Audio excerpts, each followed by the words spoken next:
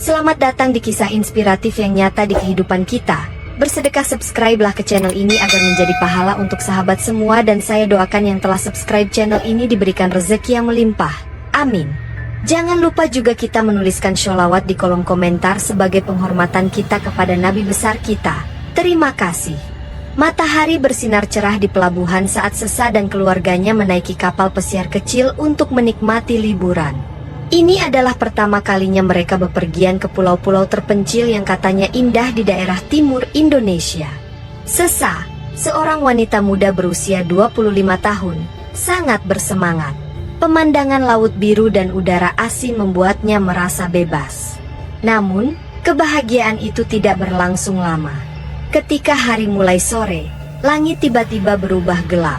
Angin kencang mengguncang kapal mereka, dan ombak mulai menghantam tanpa ampun. Kapten kapal mencoba mengendalikan arah, tetapi badai terlalu kuat. "Sesa, pegang tangan ayah," teriak ayahnya di tengah kekacauan. Namun, ombak besar menggulung kapal, dan semuanya menjadi gelap. Ketika Sesa membuka matanya, dia terdampar di pantai yang tidak dikenalnya. Tubuhnya terasa sakit, dan pasir putih menempel di kulitnya yang basah. Dia memandang sekeliling, hanya ada pohon-pohon besar dan suara burung liar. Tidak ada tanda-tanda kapal atau keluarganya. "Di mana aku?" gumamnya sambil berusaha bangkit. Dia berjalan menyusuri pantai, berharap menemukan seseorang atau apapun yang bisa membantunya. Tapi pulau itu tampak kosong, liar, dan menakutkan. Setelah beberapa jam berjalan, Sesa merasa lelah dan duduk di bawah pohon kelapa, berharap badai kemarin hanyalah mimpi buruk. Ketika malam tiba, Sesa mulai merasa takut. Suara binatang liar terdengar di kejauhan. Dia mencoba tidur, tapi rasa dingin dan lapar membuatnya gelisah. Di tengah malam, dia mendengar suara langkah kaki. Dengan gemetar, dia berdiri dan mencoba melihat ke dalam kegelapan. Sosok-sosok tinggi muncul dari balik pepohonan.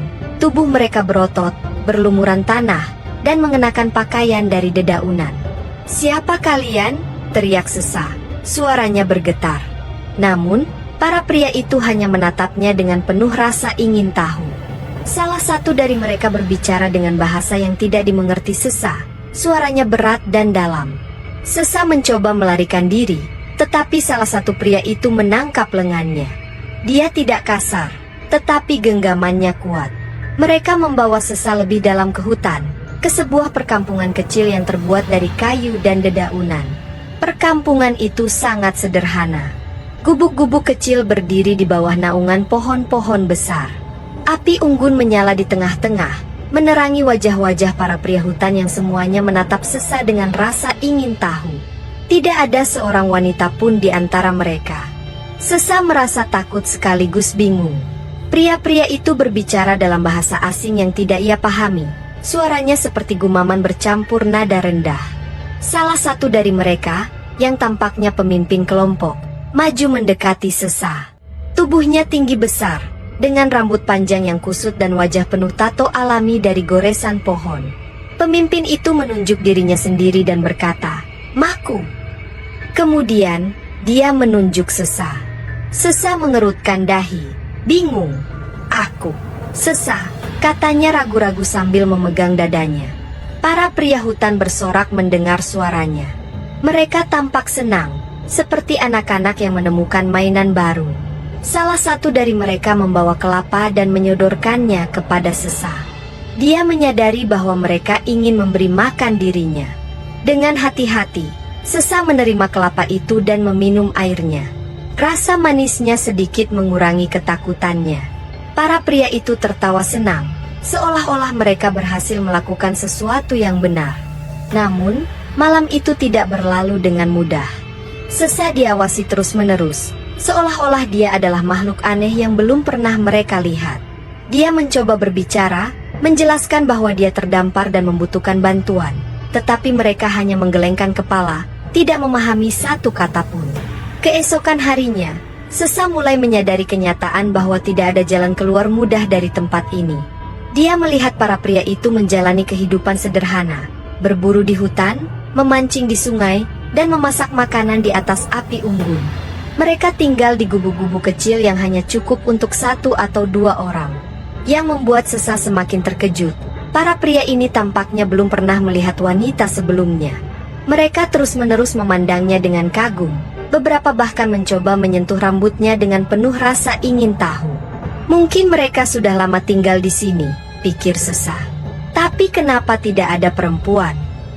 Satu hal yang membuatnya lebih tenang adalah mereka tidak menyakitinya. Sebaliknya, mereka memberinya makanan dan tempat untuk tidur, meski tempat itu hanya berupa gubuk kecil di pinggir kampung. Beberapa minggu berlalu. Sesa perlahan-lahan belajar bahasa sederhana mereka. Dia menyadari bahwa pria-pria ini hidup seperti suku kuno, tanpa teknologi atau koneksi ke dunia luar. Pemimpin mereka, Maku, selalu memperlakukannya dengan penuh hormat, tetapi dia juga melihat keinginan yang aneh di mata pria itu. Hingga suatu hari, Maku datang ke gubuknya dengan membawa kalung dari kerang dan daun-daun kering. Dia memberikannya kepada Sesa sambil berkata, "Maku, Sesa bersama." Sesa tertegun. "Apa maksudmu?" tanyanya, meskipun dia tahu jawabannya. Para pria lain bersorak kegirangan.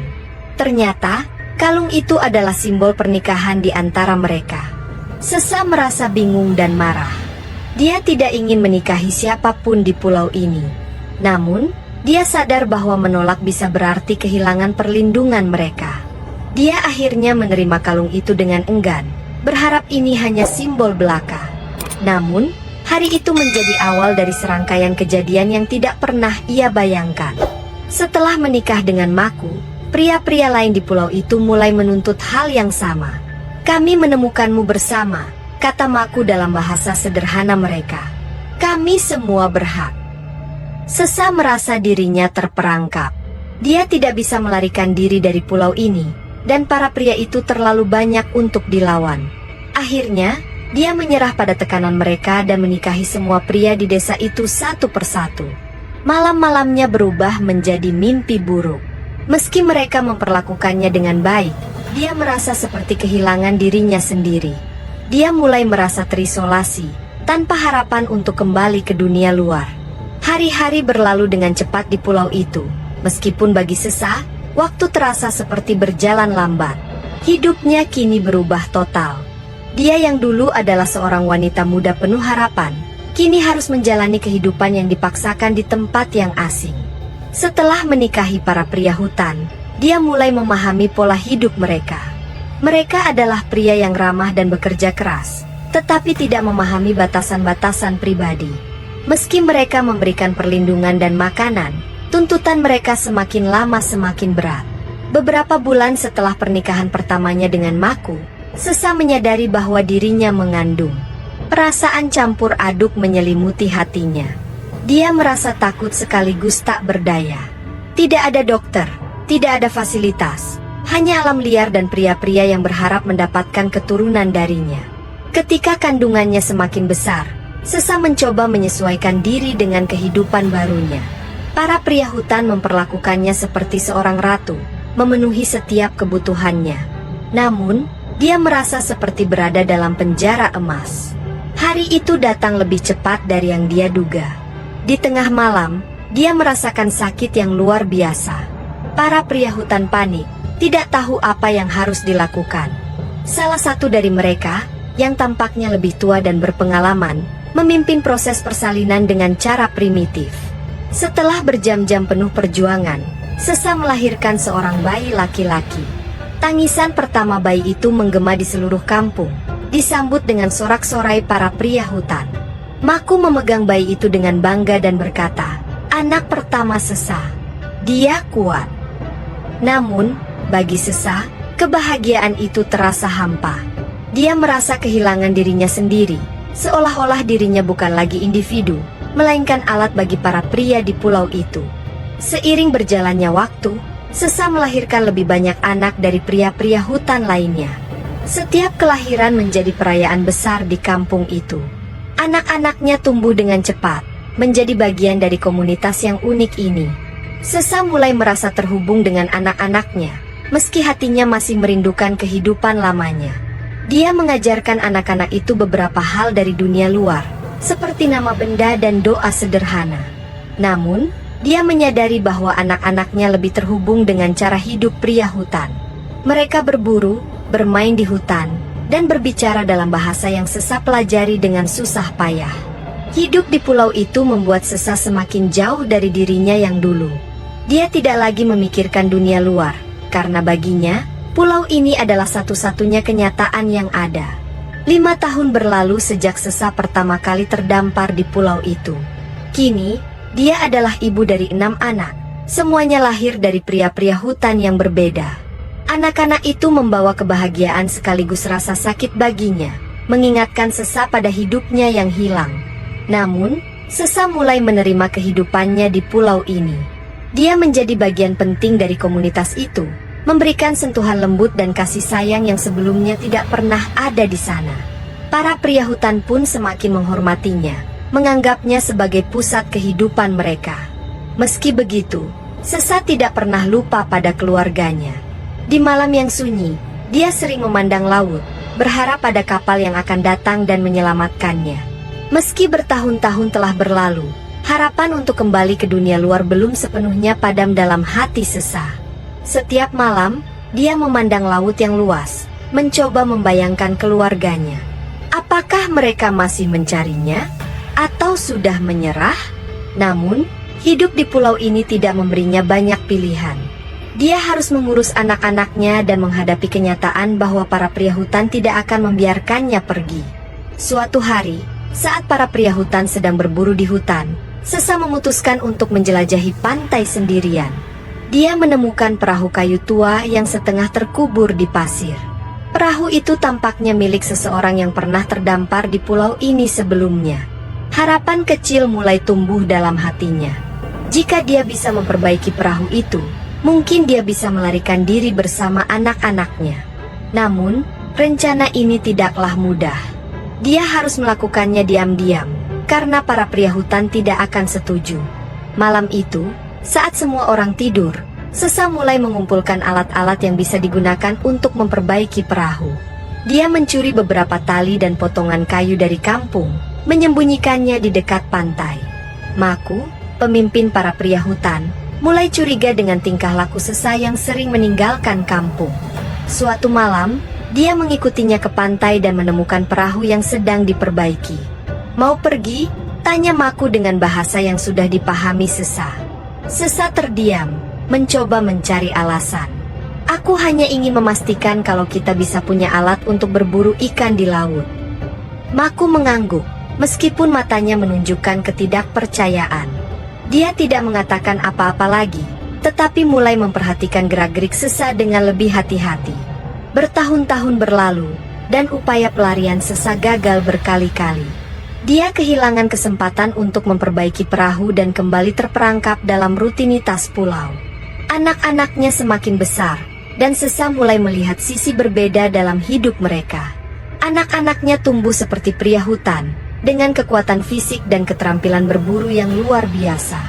Mereka mencintai pulau itu dan tidak memiliki keinginan untuk meninggalkannya.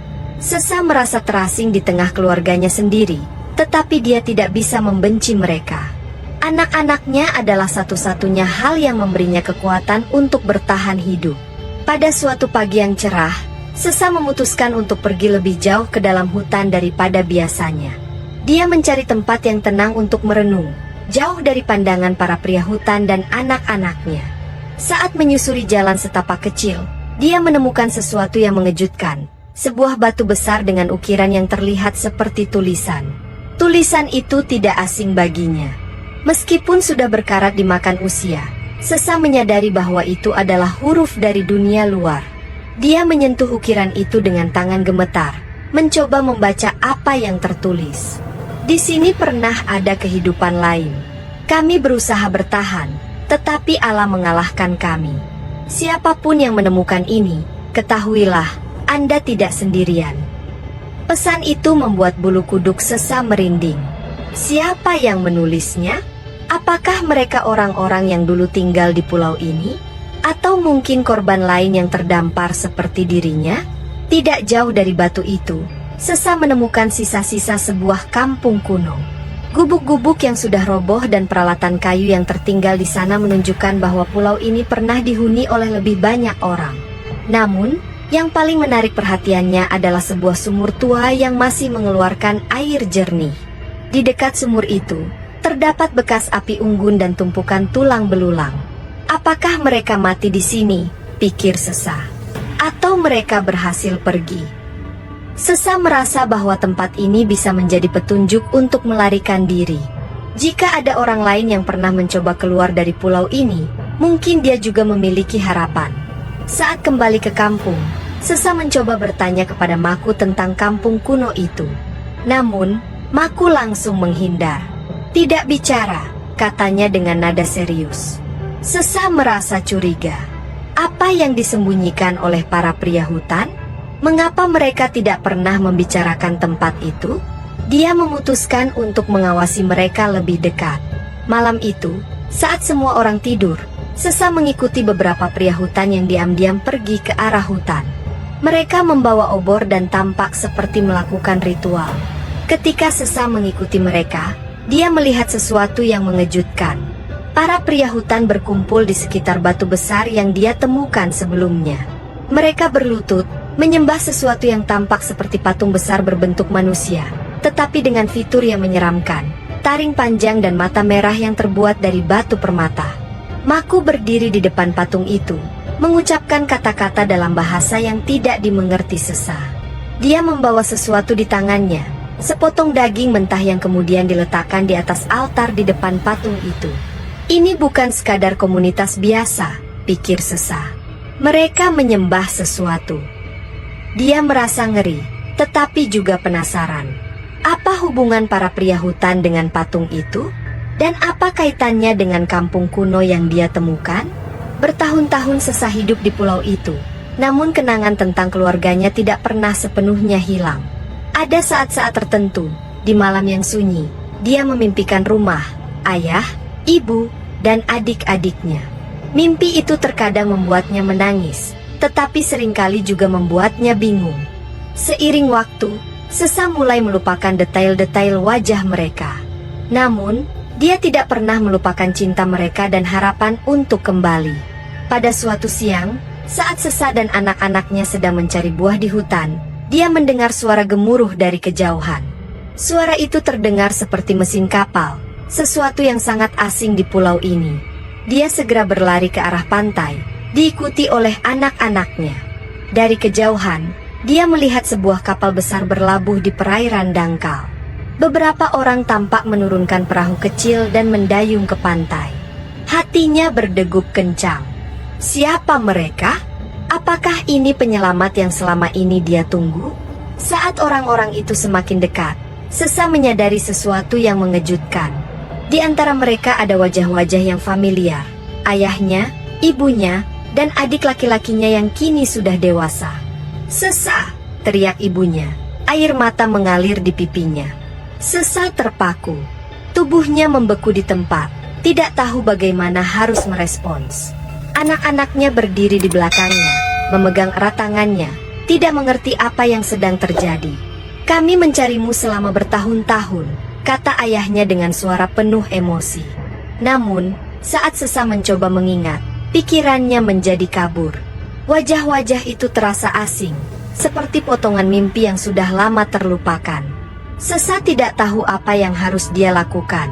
Di satu sisi, dia ingin lari ke pelukan keluarganya. Namun di sisi lain, dia merasa bahwa dirinya sudah menjadi bagian dari pulau ini. Anak-anaknya menarik tangannya, seolah meminta dia untuk tidak pergi. Para pria hutan, termasuk Maku, berdiri di kejauhan, memperhatikan dengan mata penuh kewaspadaan. "Siapa mereka?" tanya salah satu anaknya dalam bahasa hutan. "Mereka keluargaku," jawab Sesa dengan suara pelan. "Kenapa mereka di sini? Ini rumah kita." Kata-kata anaknya membuat Sesa tersadar. Baginya, pulau ini memang sudah menjadi rumah. Anak-anaknya adalah hidupnya sekarang, dan dia tidak bisa meninggalkan mereka. Keluarganya mencoba membujuk Sesa untuk kembali. Mereka menceritakan bagaimana mereka mencari selama bertahun-tahun, bahkan kehilangan banyak harta untuk mendanai pencarian itu. Namun, Sesa hanya menggeleng. "Aku tidak bisa meninggalkan mereka," katanya sambil memandang anak-anaknya. "Sesa, mereka menculikmu. Mereka memaksamu tinggal di sini," kata ayahnya dengan nada marah. "Tapi aku sekarang adalah bagian dari mereka. Aku tidak bisa kembali. Pulau ini sudah menjadi hidupku." Keluarganya menangis, tetapi mereka tahu bahwa mereka tidak bisa memaksa Sesa. Setelah beberapa jam berbicara dan memohon, mereka akhirnya memutuskan untuk pergi. Saat keluarganya naik kembali ke kapal, Sesa berdiri di tepi pantai, memandangi mereka dengan hati yang hancur. "Aku mencintai kalian," katanya pelan, meskipun dia tahu bahwa keluarganya mungkin tidak akan pernah memaafkannya. Ketika kapal itu menghilang di cakrawala, Sesa merasakan beban besar di hatinya. Dia telah membuat keputusan, tetapi rasa kehilangan itu tetap ada. Anak-anaknya memeluknya erat. "Ibu tidak akan pergi, kan?" Sesa tersenyum, meskipun air matanya mengalir. "Tidak, ibu tidak akan pergi." Hari-hari berlalu setelah kepergian keluarganya. Sesa merasa lega karena telah membuat pilihan, meski pilihan itu tidak mudah. Namun, dalam hatinya, dia tahu bahwa hidupnya kini terikat dengan pulau ini dan orang-orang yang ada di dalamnya. Sesa mulai menerima sepenuhnya bahwa pulau itu adalah rumahnya sekarang. Dia mengabdikan dirinya untuk membesarkan anak-anaknya dan menjaga hubungan baik dengan para pria hutan. Meskipun dia tetap memendam rasa kehilangan terhadap keluarganya, dia mencoba fokus pada apa yang ada di hadapannya. Anak-anaknya tumbuh menjadi individu yang kuat dan mandiri. Mereka belajar berburu, bercocok tanam, dan hidup harmonis dengan alam, persis seperti para pria hutan. Sesa, meskipun berasal dari dunia yang berbeda, merasa bangga melihat anak-anaknya menjadi bagian dari komunitas itu. Maku, pemimpin pria hutan, suatu hari mendekati Sesa dan memberikan janji yang mengejutkan. "Kami akan selalu melindungimu dan anak-anakmu. Kau adalah bagian dari kami sekarang," katanya dengan nada serius. Sesa hanya mengangguk. Meski awalnya dia dipaksa menjadi bagian dari mereka, kini dia merasa bahwa mereka benar-benar peduli padanya. Namun, seiring berjalannya waktu, kenangan tentang keluarganya semakin memudar. Nama-nama mereka, wajah mereka, bahkan suara mereka, mulai terasa seperti mimpi yang hampir tidak nyata. Sesa merasa bersalah, tetapi dia juga menyadari bahwa ingatan manusia memang memiliki batas. Pulau ini telah menjadi seluruh dunianya, dan masa lalunya mulai kehilangan relevansi. Anak-anak Sesa mulai memiliki keluarga mereka sendiri. Mereka menikah dengan anggota komunitas pria hutan lainnya, dan melahirkan generasi baru yang akan menjaga tradisi pulau itu. Sesa menjadi sosok ibu dan nenek yang dihormati. Dia dikenal sebagai orang yang bijaksana dan penuh kasih, meskipun asal-usulnya tetap menjadi misteri bagi sebagian besar komunitas.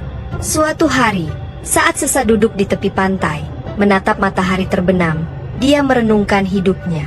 "Apakah aku membuat keputusan yang benar?" pikirnya. Namun, melihat anak-anaknya yang bahagia dan komunitas yang kini menerimanya sebagai bagian dari mereka, dia merasa bahwa inilah takdirnya. Sesa menutup matanya, membiarkan angin laut membelai wajahnya. Untuk pertama kalinya dalam hidupnya, dia merasa benar-benar damai. Puluhan tahun berlalu, dan kehidupan di pulau itu terus berkembang. Sesa menjadi tokoh yang dihormati di komunitas pria hutan. Namanya dikenal sebagai Ibu Sesa, seorang wanita yang membawa kedamaian, cinta, dan keseimbangan di antara mereka. Namun, kisahnya tidak hanya berhenti di sana. Generasi demi generasi mulai mengabadikan cerita tentang Sesa, menciptakan sebuah legenda yang akan dikenang selamanya.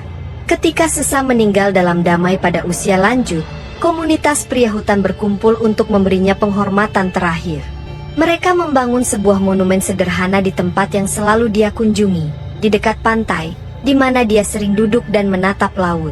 Di atas monumen itu, mereka mengukir sebuah pesan dalam bahasa mereka sendiri. Ibu Sesa, yang membawa cinta dan kehidupan bagi pulau ini. Kehadirannya adalah berkat, dan jiwanya akan selalu ada bersama kami. Anak-anak dan cucu-cucu Sesa sering mendengar cerita tentang nenek moyang mereka. Para pria hutan menceritakan bagaimana Sesa datang dari dunia yang jauh, bertahan dalam situasi sulit, dan akhirnya menjadi bagian tak terpisahkan dari komunitas mereka. Kisah ini menjadi bagian dari tradisi lisan yang diceritakan setiap malam di sekitar api unggun. Anak-anak mendengarkan dengan penuh kagum. Seiring waktu, kisah Sesa mulai bercampur dengan mitos. Beberapa orang mengatakan bahwa Sesa adalah makhluk setengah manusia, setengah dewa yang dikirim untuk menyelamatkan komunitas itu dari kehancuran. Yang lain percaya bahwa pulau itu diberkati karena Sesa memilih untuk tinggal di sana. Mereka percaya bahwa jiwa Sesa melindungi pulau dari bencana dan menjaga keseimbangan alamnya. Ratusan tahun setelah Sesa pertama kali terdampar, kapal-kapal modern mulai menemukan jejak pulau itu. Para peneliti dan petualang yang tiba sering mendengar cerita tentang Ibu Sesa dari penduduk setempat. Mereka mencoba mengungkap kebenaran di balik legenda itu. Beberapa menemukan reruntuhan kampung kuno yang pernah ditemukan Sesa, sementara yang lain menemukan ukiran-ukiran di batu besar yang menggambarkan seorang wanita dengan anak-anak di sekelilingnya. Namun, tidak ada yang benar-benar bisa menjelaskan bagaimana seorang wanita dari dunia luar bisa bertahan dan menjadi sosok penting di pulau itu. Pulau itu, yang kini dikenal sebagai Pulau Sesa, menjadi tempat yang dihormati. Penduduknya tetap hidup dalam harmoni dengan alam, mengikuti ajaran yang diwariskan oleh Sesa. Legenda Sesa menjadi pengingat akan kekuatan cinta, ketahanan, dan adaptasi. Meskipun datang dari dunia yang berbeda, Sesa berhasil menemukan rumahnya dan meninggalkan jejak yang tak terlupakan di hati semua orang. Demikianlah cerita kali ini, jangan lupa like, komen, dan subscribe. Terima kasih.